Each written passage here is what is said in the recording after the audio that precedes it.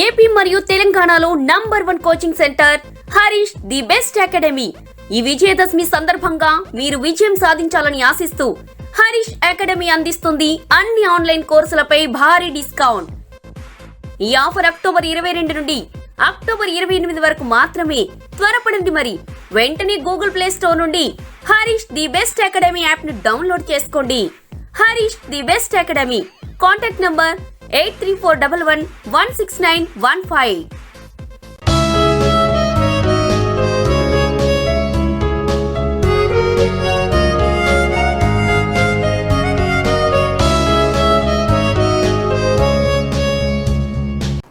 Hi friends, welcome to Harish academy. ముందుగా అందరికీ విజయదశమి శుభాకాంక్షలు. సో పేరులోనే ఉంది విజయదశమి అంటున్నాను. ఈ విజయదశమి మీ అందరి జీవితాల్లో కూడా విజయాన్ని కలగజేయాలని, మరియు పోటీ పరీక్షలకు ప్రిపేర్ అయ్యే ప్రతి ఒక్క అభ్యర్థి కూడా తను ఏ లక్ష్యాన్ని అయితే సాధించాలి అనుకుంటున్నాడో ఆ లక్ష్యాన్ని అతి త్వరలో చూడాలి అని, వచ్చే విజయదశమి కల్లా తను అసలైన పండుగ వాతావరణం చూడాలని మనస్ఫూర్తిగా కోరుకుంటున్నాం. అండ్ గుర్తుంచుకోండి, పండుగలు అనేవి ఈరోజు విజయదశమి మనం జరుపుకుంటున్నాం. ఆ తర్వాత దీపావళి వస్తుంది, మరి ఆ తర్వాత మళ్ళీ సంక్రాంతి వస్తుంది. సో పండుగలు అనేవి ప్రతి సంవత్సరం మనం చిన్నతనం నుండి ఇప్పుడు చూస్తున్నాం, ఫ్యూచర్లో కూడా చూస్తాము. సో ఈసారి పండుగ మనం జరుపుకోలేకపోతే వచ్చే సంవత్సరం అద్భుతంగా జరుపుకోవచ్చు, అవకాశం అనేది ఉంది. కానీ పోటీ పరీక్షలకు ప్రిపేర్ అయ్యే అభ్యర్థి అసలైన పండుగ ఎప్పుడు చూస్తాడంటే, తను ఏ లక్ష్యాన్ని అయితే సాధించాలి అనుకుంటున్నాడో ఆ లక్ష్యాన్ని సాధించినప్పుడు జీవితంలోనే అతిపెద్ద పండుగ వస్తుంది. ఆ పండుగ, ఈ పండుగలు ఏవైతే ఉన్నాయో వీటన్నిటిని కూడా తను ఏ రకంగా అయితే జరపాలనుకుంటున్నాడో అలా జరిపేలా చేస్తుంది. సో ఆ పండుగ ఎప్పుడు వస్తుంది? మనం ఏదైతే లక్ష్యాన్ని సాధించుకోవాలి, ప్రతి ఒక్క వ్యక్తి జీవితంలో కూడా ఒక లక్ష్యం అనేది ఉంటుంది, ఖచ్చితంగా నేను జీవితంలో ఇది అవ్వాలి అని. సో ఆ లక్ష్యాన్ని నెరవేర్చుకున్నప్పుడు జీవితంలో అసలు సిసలు పండుగ అనేది మనం చూస్తాం. ఆ పండుగ మనం జరుపుకునే రోజు ప్రపంచమంతా కూడా మనల్ని చూస్తుంది, మనం చాలా మందికి ఇన్స్పిరేషనల్గా కూడా మారుతాము. సో ఇలాంటి పండుగ ప్రతి ఒక్కరి జీవితంలో కూడా వచ్చే విజయదశమి లోపల రావాలని మనస్ఫూర్తిగా కోరుకుంటున్నాం. మీరు ఈ లక్ష్యాన్ని నెరవేర్చుకోవడానికి మా వంతు పాత్ర ఖచ్చితంగా ఎప్పటికీ ఉంటుంది మీకు, అది మాత్రం గుర్తుంచుకోండి. అండ్ చాలామంది చెప్తా ఉంటారు సక్సెస్ఫుల్ స్టోరీస్ని చదవండి, ఇన్స్పైర్ అవ్వండి అని. కానీ గుర్తుంచుకోండి, సక్సెస్ఫుల్ స్టోరీస్ని చదవండి, కానీ సక్సెస్ఫుల్ స్టోరీస్ చదివినప్పుడు అందులో సక్సెస్ మాత్రమే కనబడుతుంది. ఆ సక్సెస్ సాధించడానికి తను ఎన్ని కష్టాలు పడ్డాడు, ఎన్ని ఫెయిల్యూర్స్ చూశాడు, అవి మాత్రం ఖచ్చితంగా తెలుసుకోండి. ఎందుకంటే ఈరోజు సక్సెస్ తన విజయాన్ని చూస్తే తన విజయం మాత్రమే మనం చూస్తున్నాం. అదే ఫెయిల్యూర్స్లో చూస్తే ఫెయిల్యూర్స్ నుండి మనమంటూ ఒక కన్క్లూజన్ని డ్రా చేస్తాము. ఏ రకమైన తప్పు తను చేశాడు, ఎందుకు అప్పుడే తనకు విజయం రాలేదు, సో ఈ తప్పు నేను చేయకూడదు. సో అలాంటి తప్పులను రెగ్యులర్గా చూడండి. అండ్ ఆ తప్పులు మనమే చూడాలి అనుకుంటే జీవితంలో ఎప్పటికీ వెనుకబడి ఉంటాము. వేరే వాళ్ళు చేసిన తప్పుల నుండి మనం నేర్చుకోవాలి, వాటిని మనం చేయకుండా మనం సింగిల్ అటెంప్ట్లోనే ఎగ్జామ్ని విజయం సాధించాలి, మనం అనుకున్న లక్ష్యాన్ని సాధించాలనే విధంగా మన ప్రిపరేషన్ అనేది ఉండాలి. సో అలా ఈరోజు పోటీ పరీక్షలో ప్రిపేర్ అయ్యే ప్రతి ఒక్క అభ్యర్థి కూడా ఎవరైతే విజేతలుగా మిగిలారో వారి నుండి కొన్ని సలహాలు సూచనలు తీసుకోండి. సక్సెస్ని మాత్రమే కాకుండా వారు ఎన్నిసార్లు తప్పు చేశారు, ఆ తప్పుల నుండి ఏ రకంగా వారు మరొకసారి విజయాన్ని సాధించారు, అలాంటి తప్పులను మనం మరొకసారి జీవితంలో మన జీవితంలో చూడకూడదని చెప్పేసి మనం ప్రిపరేషన్ స్ట్రాటజీ అనేది ఉండాలి. ప్రతి ఒక్కరికి కూడా ఒక్కొక్క రకమైన స్ట్రాటజీ ఉంటుంది. నా విధానం ఒక రకంగా ఉంటుంది, వేరే వారి విధానం ఒక రకంగా ఉంటుంది. సో మీకంటూ ఒక స్ట్రాటజీని ఏర్పాటు చేసుకోండి.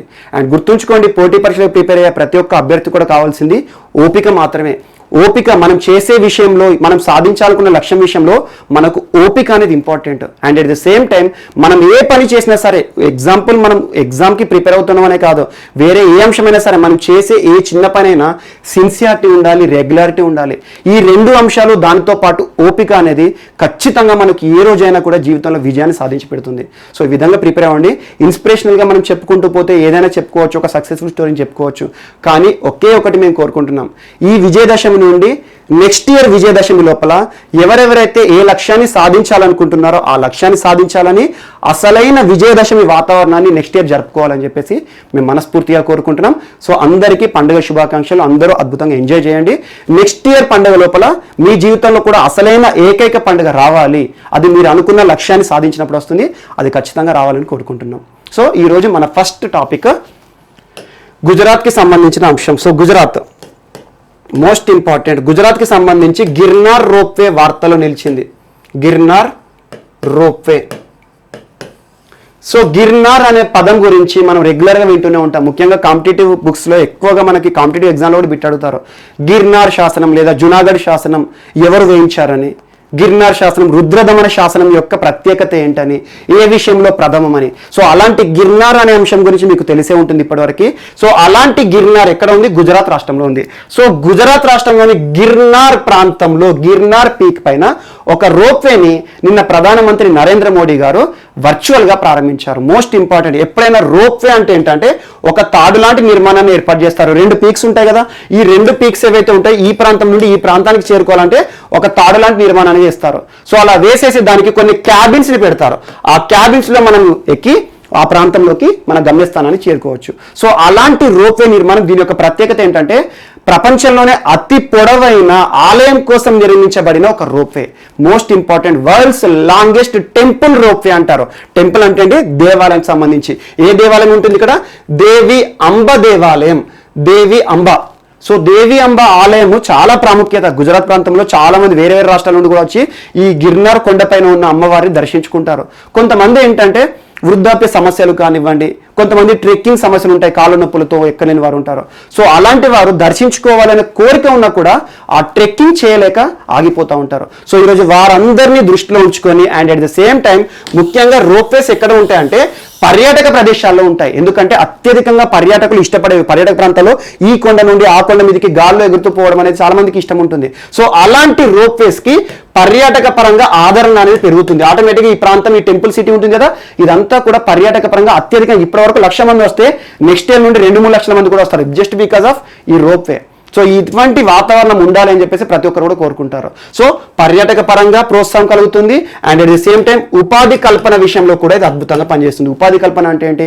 ఈ రోజు ఈ రోప్వే నిర్మాణం జరిగిన తర్వాత ఒక రోప్ పైన దాదాపు 25 నుండి 30 వరకు క్యాబిన్స్ ఉంటాయి. క్యాబిన్ అంటే ఏంటి? ఒక్కొక్క క్యాబిన్ కార్ లాంటి నిర్మాణం అనుకోండి, ఆ రోప్ కి తగిలేసి పడి ఉంటుంది ఇట్లా కొండిలాగా. సో ఆ క్యాబిన్ లాంటి నిర్మాణంలో 8 నుండి 10 మంది ఒక ట్రిప్కి వెళ్ళొచ్చు. సో అలాంటి క్యాబిన్స్ ఏంది ఒక 30-40 ఉంటాయి. సో ఒక్కొక్క క్యాబిన్ ఏం చేస్తారు?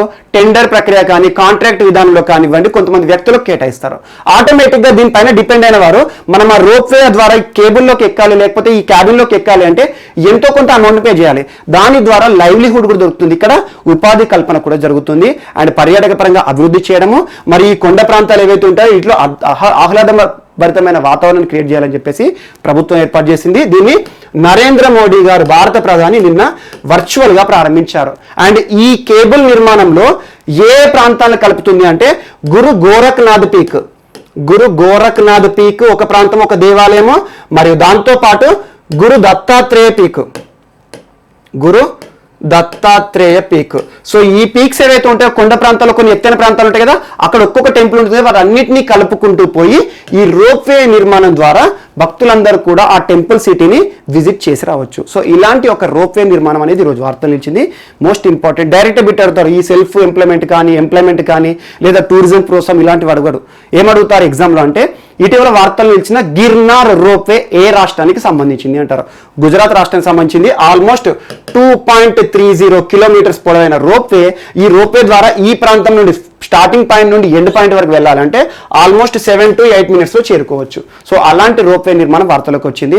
అండ్ గుర్తుంచుకోండి, ఇలాంటి ఇన్ఫ్రాస్ట్రక్చరల్ ఫెసిలిటీస్ కానివ్వండి, అత్యాధునికమైన సౌకర్యాలు కానివ్వండి, పర్యాటక ప్రాంత అభివృద్ధి ప్రాంతాలు కానీ ఎక్కువగా గుజరాత్లో వార్తలు నిలుస్తున్నాయి. ఇటీవల చాలా అత్యాధునిక సంబంధిత అంశాలు చూసాం మనం. ముఖ్యంగా బస్ ర్యాపిడ్ ట్రాన్సిట్ సిస్టమ్ చెప్పాను, ఈరోజు రోప్వే కానివ్వండి, మరియు దాంతోపాటు ఈ October 31st సీప్లేన్ సర్వీసెస్ కానివ్వండి. సో అలా టూరిజం పరంగా గుజరాత్ చాలా విషయాలు వార్తలు నిలుస్తుంది. ఈ రోజున గిర్నార్ రోప్వే వార్త నిలిచింది, మోస్ట్ ఇంపార్టెంట్. అండ్ నెక్స్ట్ ఈరోజు సెకండ్ టాపిక్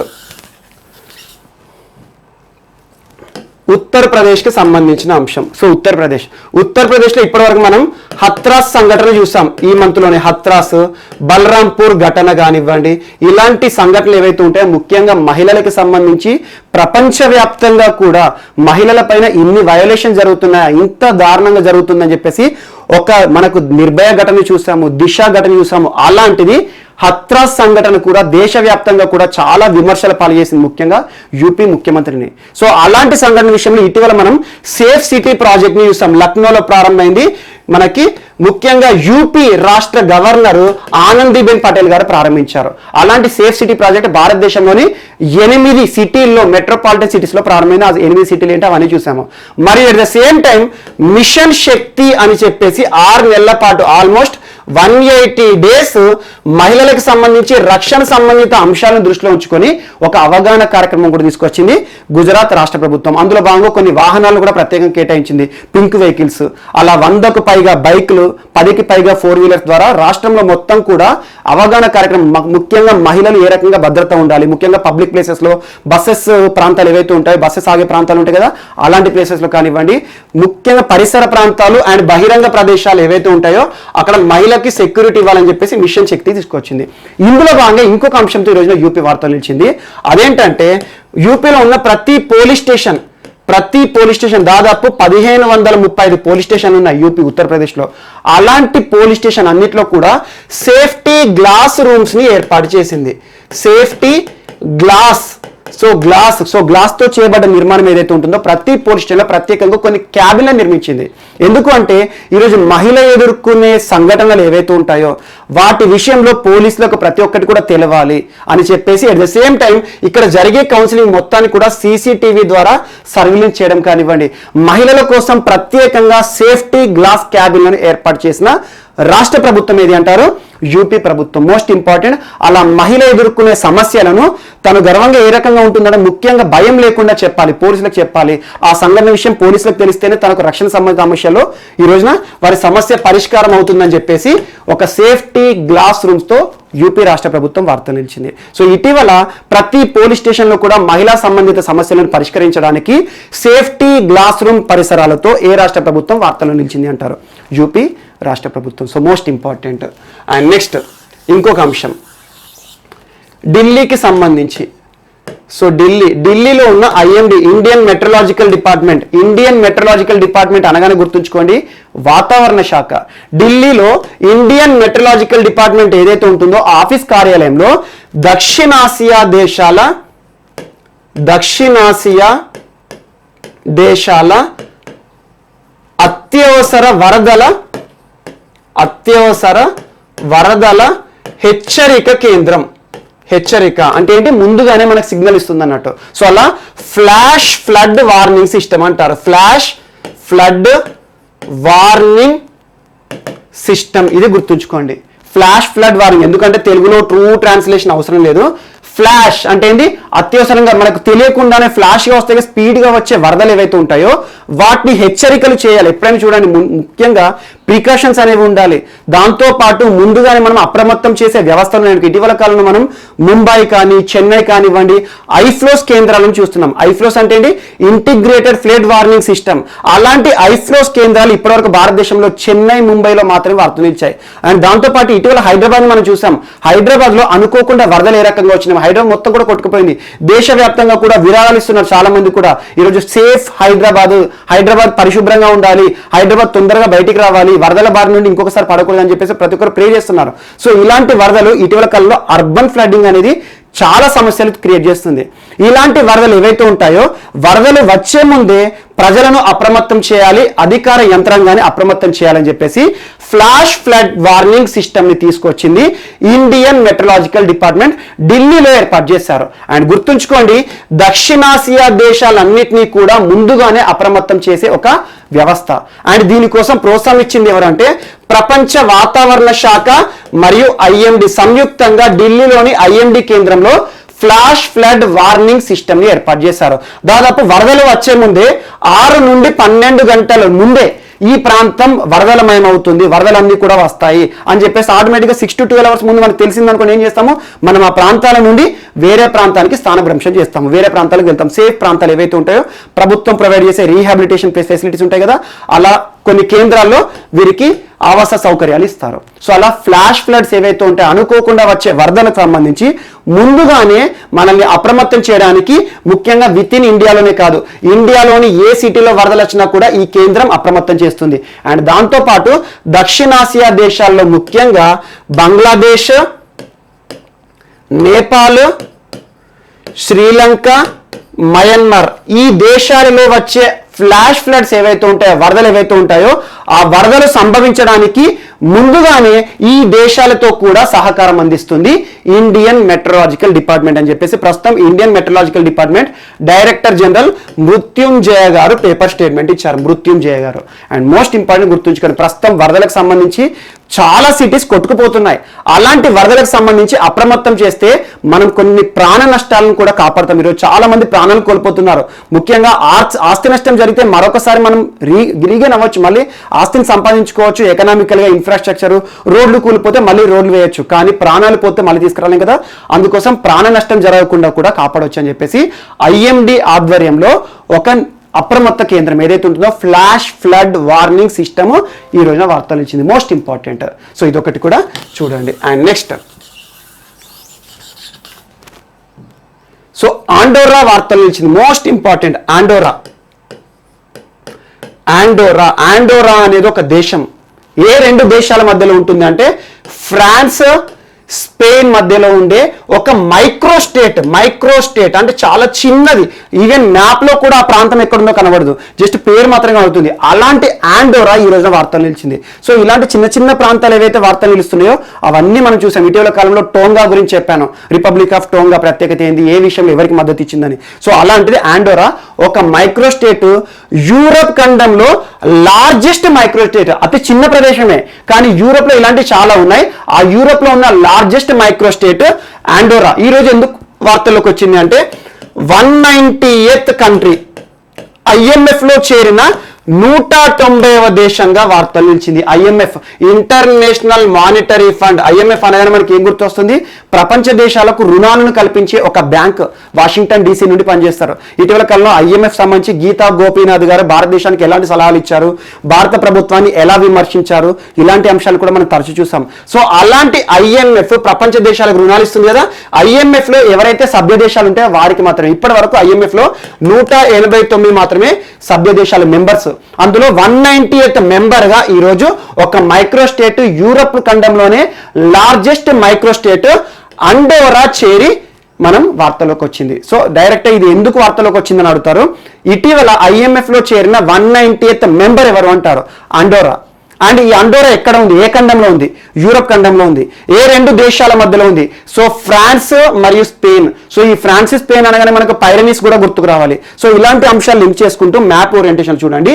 ఆండోరా ఈ రోజు వార్తలు ఇచ్చింది. Most important. దీంతో పాటు టోంగా గురించి చెప్పాను అంతకుముందు, టోంగా గురించి చూడండి. సో ఇలాంటి అంశాలు ఖచ్చితంగా అడుగుతారు, జాగ్రఫీ నుండి కానీ జీకే బిట్ నుండి కానివ్వండి. సో ఇదొకటి ఇంపార్టెంట్. అండ్ నెక్స్ట్, ఈరోజు మరొక అంశము హర్యానా వార్తలో నిలిచింది.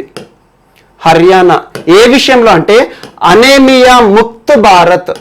అనేమియా ముక్త్ భారత్. అనేమియా ముక్త్ ఏదైతే ఉంటుందో అనేమియా, ఈరోజు అనేమియా వ్యాధి గురించి కూడా మనం చాలాసార్లు చర్చించుకుందాం. అనేమియా విషయంలో నేషనల్ హెల్త్ మిషన్ ఆధ్వర్యంలో ఇటీవల ministry of health and family welfare, so కేంద్ర వైద్య ఆరోగ్య మంత్రిత్వ శాఖ, ప్రస్తుతం ఎవరు తరచు మనం చూస్తున్నాం, ministry of science and technology, ministry of earth sciences, ministry of health and family affairs ఏవైతే ఉంటాయో మన కేంద్ర ఆరోగ్య శాఖ మంత్రి హర్షవర్ధన్ గారు, ప్రస్తుతం కరోనా పరిస్థితుల కాలంలో చాలాసార్లు మనం చూసాం హర్షవర్ధన్ గారి గురించి. సో అలా మినిస్ట్రీ ఆఫ్ హెల్త్ డిపార్ట్మెంట్ ఏవైతే ఉంటాయో కొన్ని ర్యాంకింగ్స్ ఇచ్చారు. భారతదేశంలో అనేమియా విషయంలో అద్భుతంగా పోరాడి వార్తలు నిలిచిన రాష్ట్రాలకు సంబంధించి ర్యాంకింగ్స్ ఇచ్చారు. అలా భారతదేశంలోనే అనేమియా ముక్త్ భారత్ ప్రోగ్రామ్ లో టాప్ ప్లేస్ లో నిలిచిన రాష్ట్రం ఏది అంటారు? హర్యానా రాష్ట్రం. సో ఇదొకటి. అండ్ నిన్నటి విషయంలో కూడా చెప్పాను మీకు, ప్రధానమంత్రి గ్రామ సడక్ యోజనలో టాప్ డిస్టిక్ అని చెప్పేసి ఇలాంటి ర్యాంకింగ్స్ నుంచి టాప్ ప్లేసెస్ చూసుకోండి సరిపోతుంది. సో ఇటీవల కాలంలో అనేమియా విషయంలో అనేమియా ముక్త్ భారత్ లో టాప్ ప్లేస్ లో నిలిచిన రాష్ట్రం ఏది అంటారు? హర్యానా. ఏ మంత్రిత్వ శాఖ విడుదల చేసింది ర్యాంకింగ్స్ అంటే మినిస్ట్రీ ఆఫ్ హెల్త్, సో కేంద్ర వైద్య ఆరోగ్య శాఖ మంత్రి వారు విడుదల చేసిన ర్యాంకింగ్స్. అండ్ నెక్స్ట్ ఇంకొకటి యాప్ నిలిచింది ఈరోజున వార్తల్లో. ఒక యాప్ ఇటీవల తరచూ యాప్ల గురించి చూస్తున్నాం. ఈరోజు యాప్ ఏంటంటే జియో ట్యాగింగ్ యాప్ వార్త నిలిచింది. జియో ట్యాగింగ్ యాప్ ఏ మంత్రిత్వ శాఖ పరిధిలో అంటే మినిస్ట్రీ ఆఫ్ జలశక్తి. సో జలశక్తి అంటే ఏంటి? Water related ministry. ప్రస్తుతం ఎవరు? గజేంద్ర సింగ్ షెకావత్ గారు. సో మినిస్ట్రీ ఆఫ్ జలశక్తి వారు ఒక యాప్ ని ఈ రోజున లాంచ్ చేయడం జరిగింది. దేనికి సంబంధించింది? ఒక geo tagging app. Geo tagging అనే పదం ఎక్కడ ఉన్నా ఎగ్జాంపుల్ చూడండి, తెలంగాణలో మిషన్ కాకతీయ ఉంది కదా, మిషన్ కాకతీయ కూడా ఒక జియో ట్యాగింగ్ స్కీమే. సో జియో ట్యాగింగ్ ఏంటంటే ఇది ఏ ప్రోగ్రామ్ సంబంధించి అంటే ప్రధానమంత్రి కృషి సంచాయి యోజన. ప్రధానమంత్రి కృషి సంచాయి యోజన. కృషి అంటే ఎవరు? రైతు, కృషక్. రైతులకి సంబంధించి అత్యవసర పరిస్థితులు ఏంటి, అసలు రైతుకు కావాల్సిన నిత్యావసరం ఏంటి? Water facility. ఈ రోజు రైతుకు ల్యాండ్ ఉంటుంది, ఆ ల్యాండ్కి సరిపడా సీడ్స్ కానివ్వండి, ఫర్టిలైజర్స్ కానివ్వండి, మరి అట్ ద సేమ్ టైం పెట్టుబడి సాయం ప్రభుత్వాల నుండి, అన్నిటికంటే మోస్ట్ ఇంపార్టెంట్ వాటర్ సౌకర్యాలు. సో అలాంటి వాటర్ సౌకర్యాలు ఏవైతే ఉంటాయో పంటలకు, దేశంలో ఉండే రైతులకు సంబంధించిన పంటలు ఏవైతే ఉంటాయో ఆ పంటలకి నీటి సౌకర్యాన్ని కల్పించడానికి ప్రధానమంత్రి కృషి సంచాయ్ యోజన అనే ప్రభుత్వ పథకాన్ని కేంద్ర ప్రభుత్వం 2015లో తీసుకొచ్చింది. వాటర్ వేస్టేజ్ కాకుండా ఏ రకంగా పంటలకు సంబంధించి రైతులకు నీటి సాయం కలిగించాలని చెప్పేసి ఈ ప్రధానమంత్రి కృషి సంచాయ్ యోజన కింద కొన్ని చెరువులను తవ్వించడము, వాటర్ రిజర్వ్స్ ని ఏర్పాటు చేయడం ఉంటుంది. సో అలా ఏ ప్రాంతాలు అయితే ఉంటాయో ఆ ప్రాంతాలను జియో ట్యాగింగ్ చేస్తారు. ఎగ్జాంపుల్, ఒక ఊర్లో చెరువు తవ్వించారు అనుకోండి, ఆ చెరువు తవ్వించిన ప్రాంతాన్ని జియో ట్యాగింగ్ చేస్తారు. ఆ రైతులకు ఏ రకంగానైతే దీని నుండి వాటర్ ఫెసిలిటీ ఇస్తారో దీనిపైన ప్రత్యేకంగా జియో ట్యాగింగ్ చేసి ఇక్కడ ఎలాంటి ప్రభుత్వ కార్యక్రమాలు జరుగుతున్నాయి, ఎంతమందికి వాటర్ కనెక్షన్స్ ఇచ్చారు, ఇవన్నీ కూడా ఎక్కడి నుండైనా కూడా మనం ఈ యాప్ లో చూసుకోవచ్చు. సో దాని యొక్క వర్క్ ప్రోగ్రెస్ చూడొచ్చు. అలా జియో ట్యాగింగ్ కి సంబంధించి ఒక యాప్ వార్తలు నిలిచింది. మినిస్ట్రీ ఆఫ్ జలశక్తి వారు రిలీజ్ చేశారు. అండ్ ఈ యాప్ ని ఎవరు రూపొందించారంటే Bhaskarachari national institute of aero application and geo informatics. Bhaskarachari national institute of geo information and aero applications. ఆ ఇన్స్టిట్యూట్ వారు, నేషనల్ యూనివర్సిటీ వారు ఈ జియో ట్యాగింగ్ యాప్ ని ప్రధానమంత్రి కృషి సంచాయ్ యోజన కింద విడుదల చేశారు. సో ప్రధానమంత్రి కృషి సంచాయ్ యోజన అంటే ఏంటి? రైతులకి నీటి సౌకర్యాలు కేటాయించడం, కల్పించడం. అందులో భాగంగా ఏ రకమైతే పైప్ లైన్స్ వేస్తారో దానిపైన ప్రభుత్వ నిఘా ఉండాలి, ప్రభుత్వ అధికారులు నిఘా ఉండాలని చెప్పేసి ఒక మానిటరింగ్ సంబంధించిన యాప్ ఈ రోజున వార్తలు నిలిచింది. సో ఇదొకటి కూడా ఇంపార్టెంట్. అండ్ నెక్స్ట్, సో ఎగ్జామ్లో ఇలాంటి పెద్ద బిట్స్ అడగకపోవచ్చు, బట్ చూసుకోండి సరిపోతుంది. అండ్ నెక్స్ట్, మిల్క్ ఏటీఎం వార్తలు నిలిచింది. Milk ATM. So milk ATM మనం ఇప్పటివరకు ఆటోమేటెడ్ టెల్లర్ మిషన్, ఏటీఎం అంటే ఏంటి? Automated teller machine. ఇప్పటి వరకు మనం ఏంటంటే నగదును విత్డ్రా చేయడానికి ఏదైతే ఉంటే మనకు కావాల్సిన క్యాష్ ఏదైతే ఉంటుందో ఏటీఎం కేంద్రానికి వెళ్తాము, మనం విత్డ్రా చేసుకుంటాము. సో అలాంటి సేమ్ సౌకర్యాలు పాలకు సంబంధించిన ఏటీఎం అన్నట్టు. ఎగ్జాంపుల్, 1 లీటర్ కానీ, ½ లీటర్ కానీ, పావు లీటర్ కానీ మనకు కావాల్సిన ఎంతైతే పాలు కావాలనుకుంటామో ఈ ఏటీఎం దగ్గరికి వెళ్ళేసేసి మనం అందులో ఎంటర్ చేయాలి. ½ లీటరా, 1 లీటరా, లేకపోతే 2 లీటరా, లేకపోతే పావు లీటరా, అలా ఎంటర్ చేసేసి దానికి సరిపడా మనం నోట్ కానీ కాయిన్స్ కానీ వేసామనుకోండి, ఆటోమేటిక్గా మనం తీసుకుపోయిన బాటిల్ అక్కడ పెట్టేస్తే ఆ పాలు అనేవి మనకి ఈ మిషన్ నుండి వస్తాయి. సో అలాంటి మిల్క్ ఏటీఎం రాష్ట్రంలోనే మొదటిసారి వార్తల్లోకి వచ్చింది. ఈ శుక్రవారం రోజున మొన్న ప్రారంభమైంది. ఎక్కడ అంటే ఎల్బీ నగర్ చౌరస్తాలో ప్రారంభమైంది. తెలంగాణ రాష్ట్రానికి సంబంధించి తెలంగాణ రాష్ట్రంలో మొట్టమొదటి మిల్క్ ఏటీఎం ఎక్కడ ఏర్పాటైంది అంటారు. మోస్ట్ ఇంపార్టెంట్, ఎల్బీ నగర్ చౌరస్తా, హైదరాబాద్ సంబంధించిన అంశము. సో ఈ మిల్క్ ఏటీఎం ఎవరు ఏర్పాటు చేశారంటే శ్రీ గీతా డైరీ, శ్రీ గీతా డైరీ వారు ప్రారంభించారు. శ్రీ గీతా డైరీ వారు రాష్ట్రంలోనే మొట్టమొదటిసారి మిల్క్ ఏటీఎం అనే అంశంతో వార్తలోకి వచ్చారు. సో ఇవన్నీ ఎవరు ఏర్పాటు చేశారు అన్నారు. కాకపోతే తెలంగాణ రాష్ట్రంలో మొట్టమొదటి మిల్క్ ఏటీఎం ఏ ప్రాంతంలో వచ్చింది, దాని యొక్క ప్రత్యేకత ఏంటి? ఈరోజు మనకు ఏటీఎంకి వెళ్ళేసేసి డబ్బుల కోసం వెళ్తాము. ఈ మిల్క్ ఏటీఎం ప్రత్యేకత ఏంటంటే అక్కడ వెళ్ళేసేసి మనం పాల సీసా ఏదైతే ఉంటుందో, మనం తీసుకుపోయిన పాల సీసా కానివ్వండి, ఏదో ఒక పరికరం తీసుకెళ్తాం కదా, అందులో నింపేసుకొని రావచ్చున్నట్టు. అలా 1 లీటర్, ½ లీటర్ లేదా పావు లీటర్ దానికి సరిపడా డబ్బులను మనం అక్కడ మిషన్లో ఇన్సర్ట్ చేసేసి ఆటోమేటిక్గా మనం పాలను తీసుకురావచ్చు. అలాంటి మిల్క్ ఏటీఎం అనేది ఒక అత్యాధునిక అంశం ఈ రోజున వార్తలు నిలిచింది. అండ్ నెక్స్ట్, ఆల్స్టోమ్ సంస్థ ఈ రోజు వార్తలు నిలిచింది. ఏపీకి సంబంధించిన అంశం. ఆల్స్టోమ్ ఇండియా సంస్థ AP state skill development council తో ఒప్పందం చేసుకుంది. ఆల్స్టోమ్ మరియు AP state skill development council. So skill అంటున్నాను, ఎప్పుడైనా గుర్తుంచుకోండి, ఆ సెంటెన్స్ ఏదైతే ఉంటుందో, ఆ అక్రోనిమ్ కానీ అబ్రివేషన్ కానీ ఉంటుందో అందులో మీనింగ్స్ అర్థం చేసుకోండి. ఆటోమేటిక్ గా మనకి దీని యొక్క ఆన్సర్ వస్తుంది. ఆంధ్రప్రదేశ్ రాష్ట్రానికి సంబంధించిన నైపుణ్యాభివృద్ధిని కలుగజేసే ఒక సంస్థ AP state skill development council మరియు ఆల్స్టోమ్ ఇండియా ఒక సాఫ్ట్వేర్ కంపెనీ. సో వీరి మధ్యలో జరిగిన ఒప్పందం విషయం ఏంటంటే రాష్ట్రంలోని యువతకు నైపుణ్యాభివృద్ధిని కలుగజేయాలి. దానికి కావాల్సిన అత్యాధునికమైన మోడర్న్ టెక్నాలజీస్ పైన రాష్ట్రంలోని కొంతమంది సెలెక్టెడ్ ఎవరైతే ఉంటారో వాళ్ళ ప్రభుత్వం సెలెక్ట్ చేస్తుంది. దాని ద్వారా వారికి నైపుణ్యాభివృద్ధి శిక్షణ ఇచ్చే ఒక అంశం వార్తలు నిలిచింది ఏపీకి సంబంధించి. బట్ ఏపీకి సంబంధించి ఇటీవల కాలంలో ప్రభుత్వ పథకాలు రెగ్యులర్గా వార్తలు నిలుస్తున్నాయి కాబట్టి ప్రభుత్వ పథకాలు మాత్రమే చూడండి ఎక్కువగా. సో ఇలాంటివి ఏవైతే ఉంటే కొన్ని ఒప్పందాలు చూసుకోండి. ఇటీవల కేంద్ర ప్రభుత్వ సంస్థలతో ఏపీ ప్రభుత్వం ఏమైనా ఒప్పందం చేసుకుందా, ఇంటర్నేషనల్ విషయంలో ఏమైనా ఒప్పందం చేసుకుందా, అమూల్ ఒప్పందం అని చెప్పాను, అలాంటి అంశాలు చూడండి. అమూల్ ఒప్పందం most important.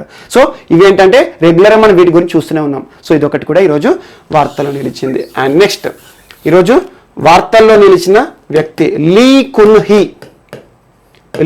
కున్ hee. So most important, south కొరియాకి చెందిన కంపెనీ, సౌత్ కొరియా దక్షిణ కొరియాకి సంబంధించిన కంపెనీ శాంసంగ్. ఈరోజు మనం శాంసంగ్ ఫోన్లు వాడుతూ ఉంటాము. శాంసంగ్ ఇటీవల కాలంలో మీకు నోకియా గురించి చెప్పాను, ఫిన్లాండ్కి సంబంధించిన కంపెనీ అని. సో నోకియా ఈరోజు చంద్రమండలం పైన 4G సెల్యులార్ నెట్వర్క్ని ఏర్పాటు చేసిందని 4G నెట్వర్క్ గురించి చెప్పాను. అండ్ శాంసంగ్ సంబంధించిన శాంసంగ్ కంపెనీ చైర్మన్ ప్రపంచంలో శాంసంగ్కి విపరీతమైన డిమాండ్ కలుగజేయడంలో ఇతను మోస్ట్ ఇంపార్టెంట్ పర్సన్. దాదాపు 1987 నుండి లీ కున్ హీ శాంసంగ్ సంస్థకి చైర్మన్గా ప్రపంచవ్యాప్తంగా కూడా గుర్తింపు తెచ్చుకున్న ఒక వ్యక్తి ఈ రోజున చనిపోవడం జరిగింది. లీ కున్ హీ శాంసంగ్ కంపెనీ ఏదైతే ఉంటుందో మనం వాడే శాంసంగ్ టీవీలు, శాంసంగ్ మొబైల్, వీటికి ప్రపంచవ్యాప్తంగా ఆదరణ కలుగజేయడంలో తనయంటూ చాలా ప్రణాళికలు వర్కౌట్ అయ్యాయి.